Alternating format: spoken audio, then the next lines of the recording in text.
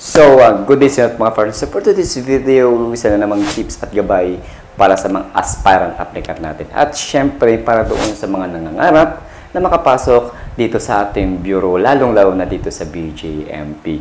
So, ngayong araw, ang pag-uusapan natin mga partners ay marami na rin nag-request nito at marami na rin gustong malaman ang regarding sa promotion ng BJMP. Yes po, tama po ang inyong narinig. Ang pag-uusapan o ang itatakil natin ngayon ay sa promotion ng BJMP.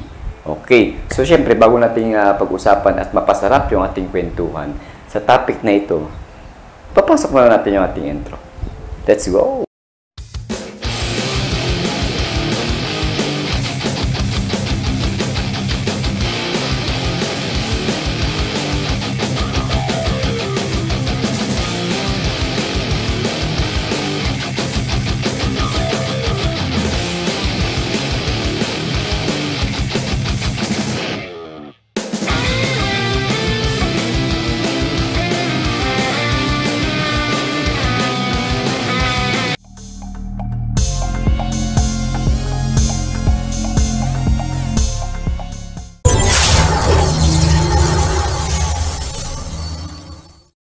So, ladies and gentlemen, good day sa inyong lahat. Okay, so ngayong araw ay pagbibigyan natin yung hiling ng ating subscriber. Siyempre, marami na rin nag-request nito sa akin na mapag-usapan itong topic na ito mga partners. So, ang topic natin kanina, nabanggit ko nga is regarding sa promotion ng BJMP. Marami nag-aabang sa topic na ito. Okay, so ngayon, uunahin natin ang tanong kung mabilis nga ba ang promotion dito sa BJMP? Okay, so ang sagot ko dyan is complicated. Okay? Sa ngayon mga partners, no, ang promotion ng JO1 into JO2, okay, dito sa BJMP ay may medyo, sa ngayon mga partners, sa ngayon lamang ito, may kaunting kabagalan. Okay? So, ang duration, no, so, sa promotion ng PNP at sa Tri-Bureau, PNP, BFP, and dito sa BJMP, okay, same lang naman, same process lang. Pagpasok ka na sa timing grade na sinasabi, kaya ang timing grade, for example, ang standard dito sa Tri-Bureau is 3 to 5 years. Yan, pagpasok ka na sa timing grade, pag halimbawa, naka 5 years ka na, is pwede ka nang magpasa ng requirements for promotion or qualified ka na for promotion. Ayan mga kapartners. Okay. So, focus tayo sa BJMP. Sa BJMP, sabi ko nga kanina, sa ngayon, medyo may kabagalan ang promotion ng JO1 to JO2. Okay. So, sabi ko kanina, pagpasok ko sa timing grade, yes, qualified ka na for promotion. 5 years. Yan, standard yan. 5 years. Okay. Ngunit dito sa BJMP is hindi siya nasusunod. Okay. No? So, by the way, disclaimer lamang, okay? Dito sa BJMP is seniority. Yan po ang nangyayari dito sa BJMP. Seniority. Okay, para tayong nasa AFP. Okay, like AFP. Lahat naman po, seniority. Okay, seniority po rito. Hanggat walang napopromote, walang nag-retire, ihahalin tulad ko po ang promotion ng BJMP sa INUP. Ayan. Okay? Sa INUP, non-uniform personnel. Okay? So, ihalin tulad ko siya dahil may kaunting, ganun din po, no? May kaunting kabagalan na din ang promotion sa INUP. Okay? Ba't ko nabanggit? Kasi sa INUP, okay, hanggat walang nag-retire, okay, walang napopromote sa position na yon, walang mababakanting position is walang mapopromote. Okay? So, dito sa BJMP, based on my own experience, mga ka-partners, no, hindi ko pa na-experience yung mass promotion.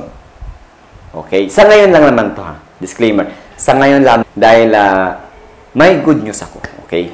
So, sabi ko kanina, sa ngayon lamang po may kabagalan ang promotion ng BJMP. Okay? Dahil na-approve na po yung batas, okay, sa rank classification ng BJMP and BFP. Okay? Approve na po ito, lusot na po ito sa Senado. Okay? Okay. So, babasahin ko po sa inyo. Okay, ipopost ko na rin. Okay, ipopost ko na rin sa screen ko. Ito po yung sinasabi ko, no? So, sa sa batas ng SBN 2586 o BFP and BGMP Rank Classification Organization Act. Okay. So, itong layunin nito. Layunin Senator Bato na maisaayos ang pangunahing posisyon sa mga naturang ahensya alinsunod sa ipinapatupad ng PNP. Bukod dito, mabibigyan din ng tamang pagkilala ang kanilang mga opisyal kasabay ng pag-angat ng kanilang salary grade. Okay. So, yun ang good news ko sa inyo mga partners. Yan.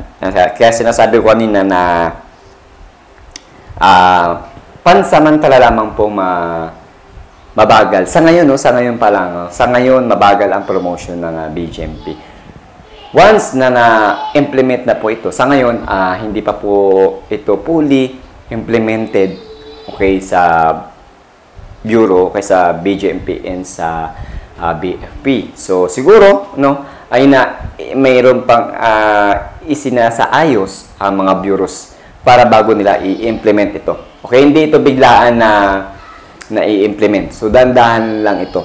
Okay, dandahan. Pero, at least, meron tayong liwanag na nakikita na pag nasa ayos na yung rank classification ay unti-unti na mapapabilis ang promotion ng JO1 into JO2. Okay? So, balik tayo sa promotion ng JO1 into JO2. Okay, nabanggit ko kanina medyo may kabagalan dito. Okay? So, dito, based on my own experience sa mga senior ko, okay, dati, unang-una pa, bago na po promote ang JO1, no? Minsan umaabot ng 9 to 10 years. Okay? Bago ma-promote sa JO2. Ganun kabagal, no? Ganun katagal ang promotion ng JO1 into JO2. Pero, pag na-promote ka naman ng JO2 is after 3 years, pagpasok ka na sa time and grade, madali na lang, mabilis na lang yung promotion sa pag-angat ng rango mo. Okay? So, dito medyo may kahirapan lang ang pag-promote ng rank mo from JO1 into JO2. Okay? So, based on my experience, ng huling promotion is yung mga senior namin, na-promote sila ng 8 years. Ayan, medyo may bumababa na yung years or length. Okay? Para na-promote sila doon sa rank of JO2. Okay, sabi ko nga kanina, sa ngayon lamang ito.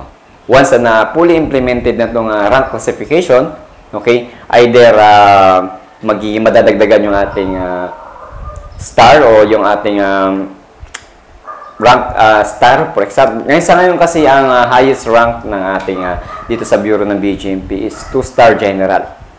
Okay? Hindi pa natin alam kung sa rank classification is madadagdagan, magiging 3 to 4 rank na siya tulad ng PNP. Sa PNP is 4-star, okay? 4-star. Okay, general yung pinaka-highest rank. Okay, dito sa BFP and sa BGMP is 2-star general.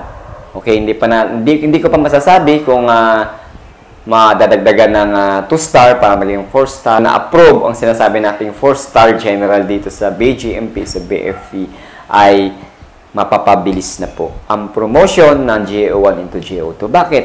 So, pag na-implement na po yung, for example, na-approve yung 4-star general, okay, o kahit hindi, magkakaroon po ng mas promotion ng JO1 into JO2. Ayan. So, mas mapapabilis. For example, pasok ka na ang timing grade mo, okay, or qualified ka na for promotion, naka-5 taong ka na sa serbisyo, okay, automatic yan. Process ka na, automatic yan, promote ka into JO2. Ayan, yan po yung kagandahan sa ngayon dahil may nakikita tayong liwanag na na-approve na yung batas, okay, ng rank classification ng BGMP and BFP. Ayan. So, meron tayong nakikita ang pag-asa. So, hanggang dito na lang muna mga ka-partners. At sabi ko nga, pinaulit-ulit ko kapag meron kayong concern at meron kayong hindi naintindihan o may hindi ako na-tackle sa topic na ito, feel free to comment. Okay? Feel free to comment below at sasagutin natin yan. Okay? Agad-agad ko naman na sinasagot yung inyong mga comment, yung mga katanungan. Okay? Yung inyong mga inquiry. Okay? So, hanggang dito na lang mga ating video. Okay? So, maraming salamat sa mga subscriber natin at syempre doon sa mga aspirant applicant natin na nanonood ng ating videos. Okay? At syempre, Lagi ko sinasabi, maging mabuting kapwa sa tao. Baliktad, no?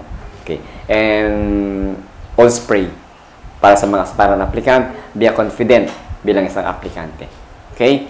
At hanggang dito na lang, lagi ko sinasabi, saludo.